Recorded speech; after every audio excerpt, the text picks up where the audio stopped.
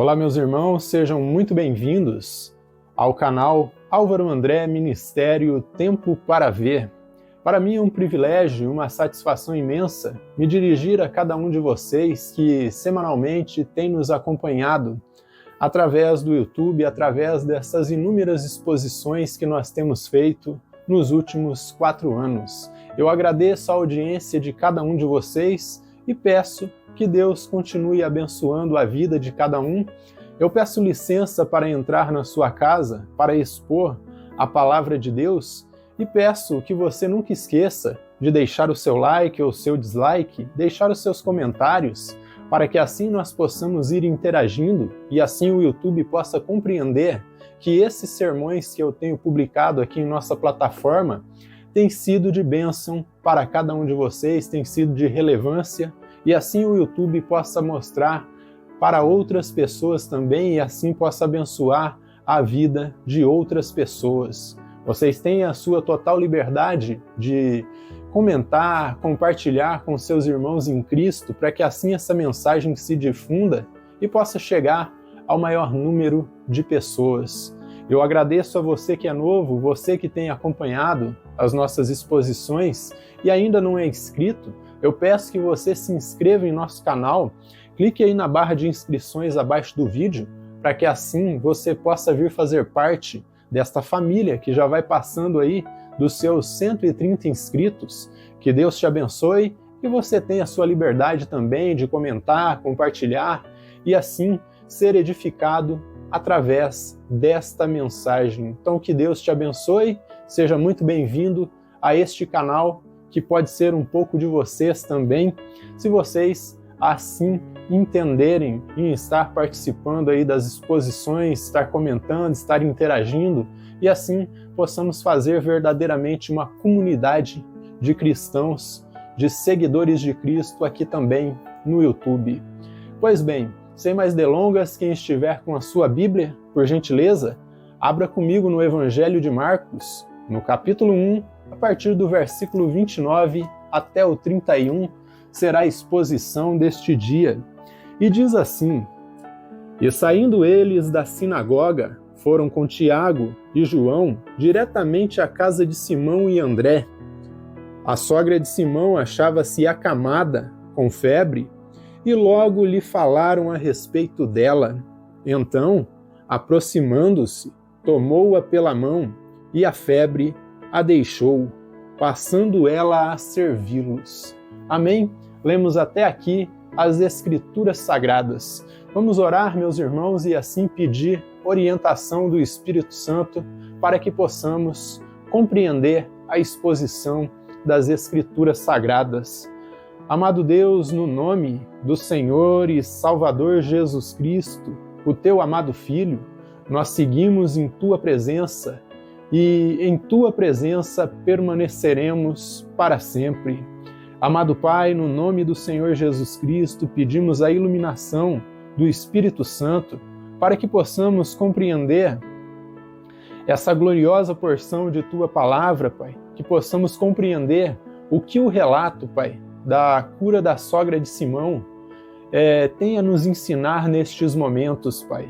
Que teu Espírito possa falar aos nossos corações, falar ao coração dos nossos ouvintes, no nome do Senhor Jesus Cristo.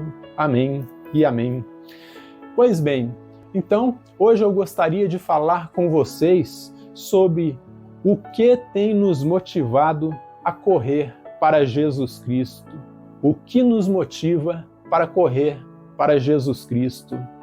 Matthew Henry, ao comentar essa seção aqui do Evangelho de Marcos, ele diz o seguinte: onde quer que o Senhor Jesus Cristo chegue, vem para fazer o bem.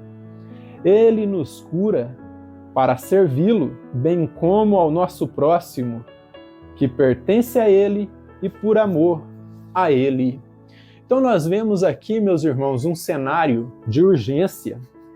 E logo que Jesus sai da sinagoga, depois do embate que o nosso mestre e Salvador havia tido ali com aquele homem que estava possesso por um demônio, Jesus ele se dirige para a casa de Simão Pedro e ali ele é informado do caso da sogra deste, ela estava acamada e ardendo em febre. O que em grego é a palavra piretos, que vem da raiz pur, que significa fogo. Portanto, a ideia que Marcos quer transmitir aqui é de calor, de alta temperatura corporal, queimação, literalmente fogo dentro do corpo.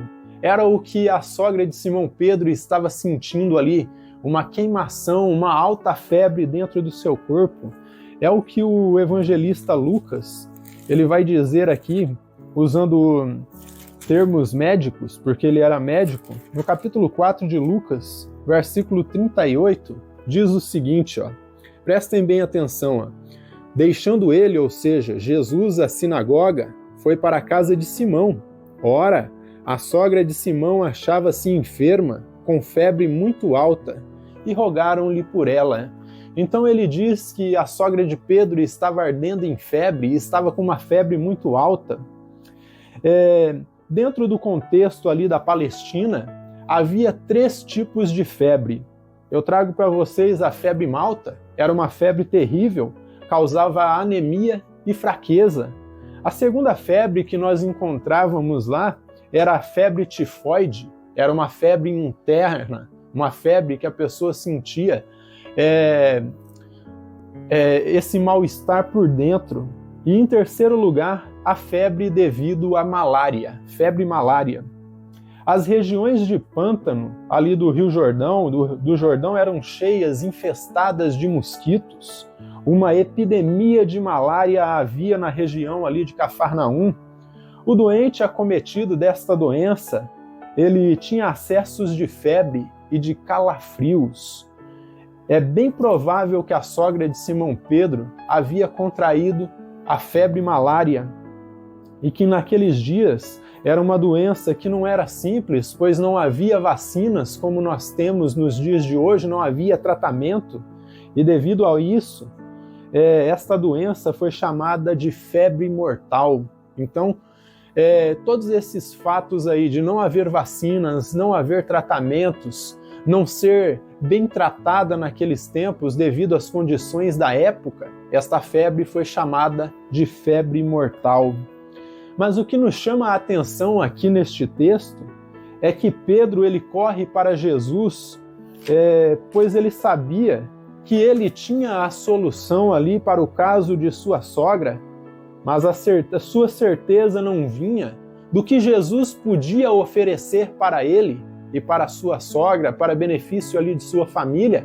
Sua certeza vinha porque ele sabia quem era Jesus. Então, sua certeza não vinha daquilo que o mestre podia oferecer para ele, mas de quem ele é. Simão Pedro sabia que a infecção de sua sogra era grave e necessitava de cuidados. E que ela necessitava de cuidados. Ali diante deles estava o Messias, o dono da vida, o Criador feito homem, o único que tinha a capacidade de curá-la.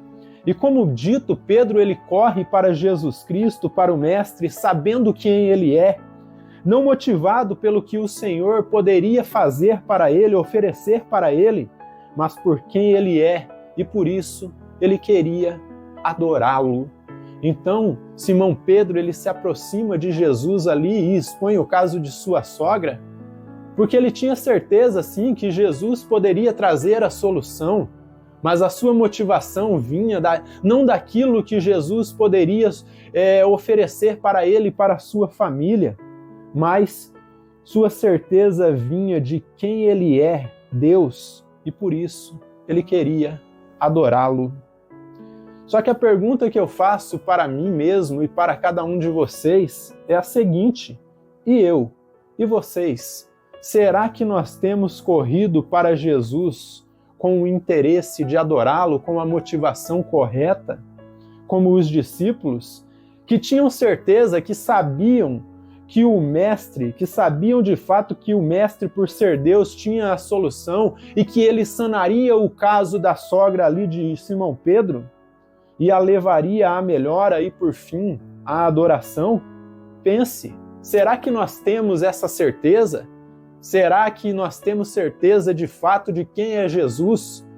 Será que o fato de buscarmos a Ele todas as semanas, semanas tras semana, domingo tras domingo, todos os dias que tem reuniões em nossas congregações, em nossas igrejas, será que nós temos buscado a Cristo com a motivação correta? Ou temos buscado com a motivação incorreta? Pense sobre isso. Preste atenção nos versos 29 e 30. Eu gostaria de chamar a atenção para vocês a respeito do casamento. O casamento, ele é uma bênção, não é um obstáculo para o servo de Deus. Veja o que diz aqui, ó.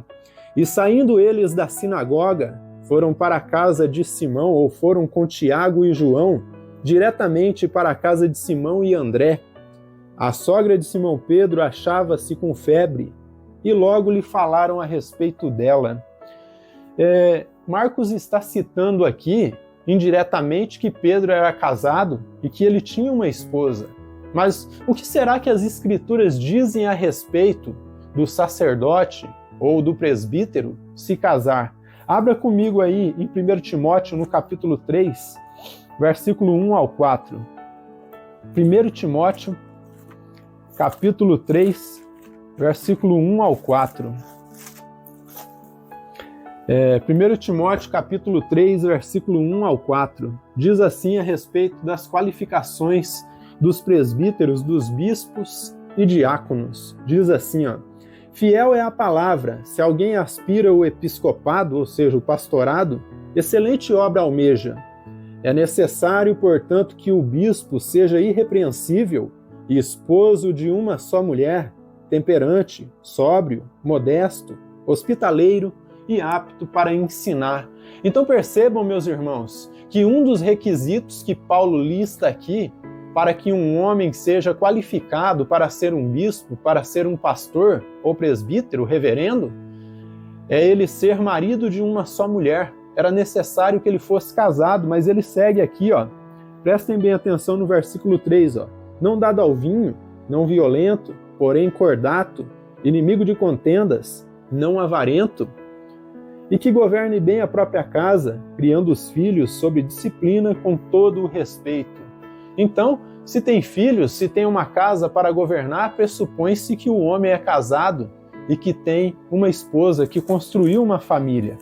E no capítulo 13 da carta aos Hebreus, versículo 4, o autor da carta aos Hebreus ele vai dizer o seguinte, ó: digno de honra entre todos seja o matrimônio, bem como o leito sem mácula, porque Deus julgará os impuros e adúlteros. Então ele diz que bem-aventurado é o leito sem contaminação, o leito que é puro, onde um homem e uma mulher, debaixo da autoridade divina, foram casados e ali levados ao sagrado estado do matrimônio. Então Marcos, ao relatar que Pedro era casado, assim como o apóstolo Paulo em 1 Coríntios, ele relata no capítulo 9, que Pedro também era casado. Vejam bem o que diz aqui, ó. Prestem bem atenção, ó. Versículo 5 do capítulo 9 de 1 Coríntios, ó. Não temos nós o direito de comer ou beber e também de fazer-nos acompanhar uma esposa crente? É como fazem os demais apóstolos e os irmãos do Senhor e Cefas. E Paulo chama a atenção aqui para algo que era claro e correto naqueles tempos, pois Jesus nunca havia colocado uma proibição de que seus apóstolos fossem casados. Ó. Então ele cita aqui que os apóstolos e os irmãos do Senhor Jesus e Pedro tinham uma esposa que era crente, que acompanhava eles em suas viagens a trabalho ali evangelístico. Então não havia uma proibição de que o sacerdote, o presbítero, se casasse. Então demonstra que Jesus nunca foi contra que seus discípulos se casassem e construíssem uma família, o que nos mostra que o celibato nunca foi uma exigência para o presbiterato aí dos homens, para o presbítero, como alega o magistério da Igreja Católica Apostólica Romana. visto que quando Paulo lista os requisitos aí para que um homem fosse qualificado para o presbitério, um dos primeiros requisitos que ele menciona é que fosse marido de uma só mulher. É o que ele repete lá em Tito, no capítulo 1, versículos 5 e 6. Vejam bem o que diz aqui, ó. Tito, capítulo 1, versículos 5 e 6. Tito, capítulo 1, versículos 5 e 6.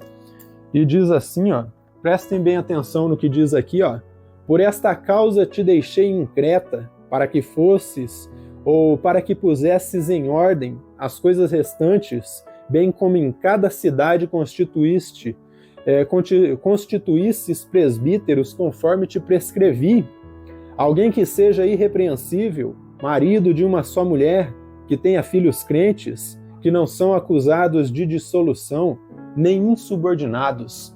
Então, na Escritura, principalmente aqui nas cartas apostólicas, pastorais, nós vemos as orientações para aqueles que desejavam ser ou que se sentiam chamados para o presbitério. E um dos primeiros requisitos que o apóstolo Paulo lista aqui é que o homem fosse casado, que governasse bem a sua casa, que instruísse os filhos no caminho do Senhor, para que eles não fossem acusados de nenhum tipo de dissolução. Então, portanto, não há proibição bíblica para que o presbítero se case. Era um ponto que eu gostaria de fechar aqui a respeito dessa exposição, porque muitos poderiam se perguntar, mas por que Pedro era casado? Ou por que os apóstolos eram casados? Porque não havia proibição nenhuma. Me parece que até o começo da Igreja Católica Apostólica Romana não haviam proibições quanto a isso, porque Jesus nunca proibiu. E Paulo não proibiu. Paulo, que foi o maior doutrinador da Igreja do Senhor e Salvador Jesus Cristo, posso dizer que foi o maior teólogo e ensinador, o maior evangelista, o maior de todos os apóstolos. Ele não proibiu que os presbíteros se casassem. Ele mesmo talvez não fosse casado, mas ele não proibiu que os homens se casassem, mas definiu que era um dos requisitos de qualificação para que o homem fosse um presbítero dentro da Igreja de Deus. Só que o versículo 30, meus irmãos, voltando ao contexto aqui do nosso tema, o que é que nos motiva a correr para Jesus Cristo? O versículo 30 nos diz aqui que a graça não nos previne de doenças físicas. Vamos ler novamente o versículo 30. A sogra de Simão Pedro, repetindo, a sogra de Simão Pedro achava-se com febre e logo lhe falaram a respeito dela. Então a sogra de Pedro, de Simão Pedro, estava acometida de uma grave infecção, acamada e muito doente. Isto nos mostra, meus irmãos, mais uma vez que o fato de sermos crentes, filhos e eleitos de Deus, isso não nos isenta de problemas de saúde física. E mais uma vez deixa escancarado que falsos ensinos, falsos ensinamentos declarados aí, proferidos por charlatões e vendilhões do templo, adeptos da maldita teologia da prosperidade e confissão positiva, não passam de falácias, não passam de ensinamentos equivocados, que diz que o cristão verdadeiro não pode ficar doente. Esta declaração está totalmente equivocada, pois os crentes em toda a história da Igreja, eles contraíram doenças graves e alguns até morreram com essas doenças. Jesus cura e liberta, amados irmãos. Eu creio nisto, porque Ele fez isso em toda a Escritura, mas Ele curou quando Ele quis, como quis e quando achou por bem fazê-lo. Ele faz como quer e quando quiser. Nós não temos autoridade de impor e de exigir ou determinar nada a Ele. Quem exige e determina é Ele, pois é o Criador. E nós, como seres limitados, suas criaturas, devemos estar prontos para glorificá-lo, correr para Ele, mesmo quando Ele não faz o que nós estamos pedindo, mesmo quando Ele não faz o que nós queremos. Devemos adorá-lo, buscá-lo e correr para Ele, por quem Ele é, o nosso Salvador, o nosso Redentor, o nosso Senhor, e não por aquilo que Ele pode nos oferecer. O melhor Ele já nos deu, que foi a sua vida, para resgatar a nossa. Nós estávamos no lamaçal do pecado, nós estávamos mortos em nossos delitos e pecados, mortos em nossas transgressões, e Ele nos deu vida, Ele nos deu a salvação. Então, meus irmãos, é isso que eu quero inculcar na mente de vocês. É necessário nós buscarmos a Cristo, correr para Cristo com a motivação correta. E a motivação correta é buscá-lo por quem Ele é, o nosso Redentor, o nosso Salvador. A motivação correta é buscá-lo por quem Ele é, buscá-lo porque Ele é Deus, adorá-lo porque Ele é Deus, porque Ele é o nosso supridor, Ele é o nosso controlador, Ele está com tudo sob controle. Então é necessário buscá-lo por causa da salvação, que é o maior benefício que Ele nos deu. Não buscá-lo por bens materiais, por coisas efêmeras, mas buscá-lo pelo fato dele ter nos dado vida. O versículo 31 vai nos expor justamente isso. Então veja o que diz o versículo 31, que fala a respeito disso. Então, aproximando-se, tomou-a pela mão e a febre a deixou, passando ela a servi-los. Então esse versículo mostra para nós que não devemos correr para Jesus Cristo apenas em busca de milagres, mas para servi-lo e servir ao nosso próximo, aos nossos irmãos. O texto nos diz que a sogra de Pedro, após ser curada, imediatamente ela passou a servi-los. Isso nos mostra que o objetivo final de corrermos para Cristo é o serviço, e por isso devemos olhar para tudo que Cristo nos dá, todas as bênçãos que recebemos dele ou que recebermos dele, como meios de graça que nos levam a adorá-lo, que nos levam a servi-lo, e usar esses meios de graça não para benefício próprio, mas como a sogra de Pedro, para servir a Deus e os nossos irmãos, pois tudo vem de Deus, nele nos movemos e existimos. É o que Paulo vai dizer aqui em Atos 17, 28. Vejam bem o que diz aqui, Atos capítulo 17 e versículo 28. Diz da seguinte maneira: pois nele vivemos e nos movemos e existimos, como alguns dos vossos poetas têm dito, porque dele também somos geração. Tudo vem dele, meus irmãos, tudo se originou nele, tudo é para ele, tudo é para a honra e glória dele. E por isso que tudo que nós recebemos de Cristo, devemos reverter em adoração a ele, colocar aos pés de Cristo e dizer: Jesus, eis-me aqui, envia-me a mim. Jesus, eu estou aqui para te servir, eu estou aqui para servir os demais, servir os meus irmãos.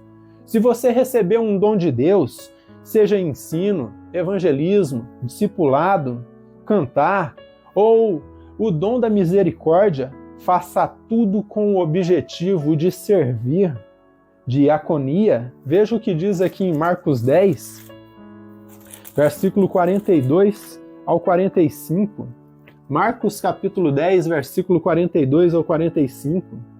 Mas Jesus, chamando-os para junto de si, disse-lhes: sabeis que os que são considerados governadores dos povos têm sob seu domínio, e sobre eles os seus maiorais exercem autoridade. O que Jesus está falando? Aí no mundo existem lideranças, existem governadores, existem presidentes que dominam sobre aqueles que estão sendo seus subordinados. Mas veja o que ele diz no verso 43. Mas entre vós não é assim. No meio da igreja não é para ser assim. Pelo contrário, quem quiser tornar-se grande entre vós, será esse o que vos sirva. Então Jesus está falando, os homens, para se tornarem grandes, eles têm que estar acima de outras pessoas e estar dominando outras pessoas e sendo servidos. Mas ele disse, mas entre vós, ou poderia dizer, entre nós, não é assim. Pelo contrário, quem quiser tornar-se grande entre vós, será o que vos sirva. Então, em outras palavras, o que ele está dizendo, você quer ser grande no meio da igreja? Sirva a todos. E ele termina, pois o próprio Jesus, o próprio Filho do Homem, não veio para ser servido, mas para servir e dar a sua vida em resgate de muitos. E Jesus, ele diz, eu não vim aqui para ser servido neste momento, eu vim para servir, eu vim para entregar a minha vida em resgate de muitos, em resgate dos meus eleitos. Então, em outras palavras, meus irmãos, você quer ser grande? Você quer ser aclamado grande entre o povo de Deus? Sirva os teus irmãos, sirva a todos. Sirva a noiva de Cristo, a igreja do Cordeiro, como se estivesse servindo o próprio Cristo. O que recebermos de Deus, devemos reverter para benefício dos irmãos, a nossa família da fé. Recebi o dom de ensinar, por isso estou compartilhando com vocês. Recebi o dom de pregar, o dom de evangelizar, por isso compartilho. Aquele que recebeu o dom de cantar, compartilhe com seus irmãos e os impulsione a adorar a Cristo na beleza da sua santidade. Você recebeu o dom da diaconia, o dom da misericórdia. Faça o seu ofício com a ajuda de Deus, com o propósito de adorar a Deus em reverência, não para se sobressair entre os demais, para se mostrar o quão misericordioso você é, mas faça isso para que o mundo possa ver a misericórdia de Jesus Cristo na tua vida. Então, meus irmãos, tudo que nós recebermos de Deus, devemos reverter em adoração, reverter em benefício do nosso próximo, em benefício da diaconia, do serviço, da nossa família da fé. A motivação correta para corrermos para Jesus, como dito, não é em prol de benefícios próprios, mas com o benefício, com o objetivo de servi-lo e adorá-lo e servir os nossos irmãos. Tudo o que Cristo faz, queridos irmãos, é completo e perfeito. Vimos aqui que a cura da sogra de Simão Pedro foi instantânea, completa e perfeita. Ela serviu aos demais em agradecimento pelo milagre, mas muito mais por saber que quem estava diante dela não era um simples profeta da Galileia, como Abacuque, mas era o Deus Todo-Poderoso, era o Rei dos Reis, o Senhor dos Senhores. Ela não servia porque estava ali entusiasmada com a cura que ela havia recebido. Ela servia porque estava entusiasmada, porque o Rei dos Reis e Senhor dos Senhores estava ali diante dos seus olhos. Por fim, você que já é crente, querido amigo, querido irmão, reflita sobre o que te motivou e o que tem te motivado a correr para Cristo. Perceba o que foi a pedra de toque, a pedra fundamental que te levou a correr para Cristo. O que você tinha em mente? Você tinha em mente benefício próprio? Você tinha em mente ser engrandecido? Ou você tinha em mente em saber de fato quem era Cristo? E você que me ouve nesses momentos, você que ainda não é crente, reflita qual é o motivo da sua busca por Cristo. Você está indo atrás dele, atrás de bens materiais, de benefício próprio, em busca de prosperidade? Eu te aconselho a rever a tua motivação, porque ela está equivocada, querido amigo. Pois, biblicamente, devemos buscá-lo por quem ele é, não pelo que ele pode nos oferecer. O que ele tinha de maior valor, ele já nos ofereceu, que foi a sua vida na cruz do Calvário, para resgatar a nossa, para nos purificar dos nossos pecados. Vida que perto da nossa, que é pequena, que é passageira, é muito valorosa, que perto da nossa, ela é enorme. A nossa vida perto da vida de Cristo não tem valor algum. Portanto, você deve buscá-lo por quem ele é, buscá-lo porque ele é o teu Senhor, porque ele é o teu Salvador, porque ele é o teu Redentor, porque ele é o teu supridor. Não porque você acha que ele tem alguma coisa de benefício para te oferecer, para te dar, e assim você estará com uma motivação correta. Queridos amigos, pensem sobre isso, reflitam sobre isso, porque disto depende como nós vamos relacionar essa questão de fé e devoção. Qual é o objetivo que tem nos levado a buscar a Cristo? É benefício próprio, bens materiais, prosperidade, coisas aqui passageiras, desse maldito materialismo que tem nos confrontado todos os dias? Jesus, ele disse que nós devemos buscar primeiramente o reino dos céus e a sua justiça. Isso está em Mateus 6,33. E essas coisas vos serão acrescentadas. E de que coisas ele estava falando? Ele estava falando sobre comer, beber, vestir, onde morar. Ele disse: as coisas básicas da vida Deus vai te suprir, mas primeiro busca o reino de Deus. Ele não estava te prometendo um carro zero, uma casa própria, uma esposa, um marido. Ele estava te prometendo que iria te suprir naquilo que você necessitasse. E no principal, a vida eterna, ele te oferece na cruz do Calvário. Então pense sobre isso, queridos amigos, vocês que são crentes e não crentes, vocês que já frequentam igrejas e vocês que ainda não frequentam. Pense o que é que tem te motivado para servir o Senhor e Salvador Jesus Cristo. Amém? Que o Deus Todo-Poderoso nos abençoe grandemente.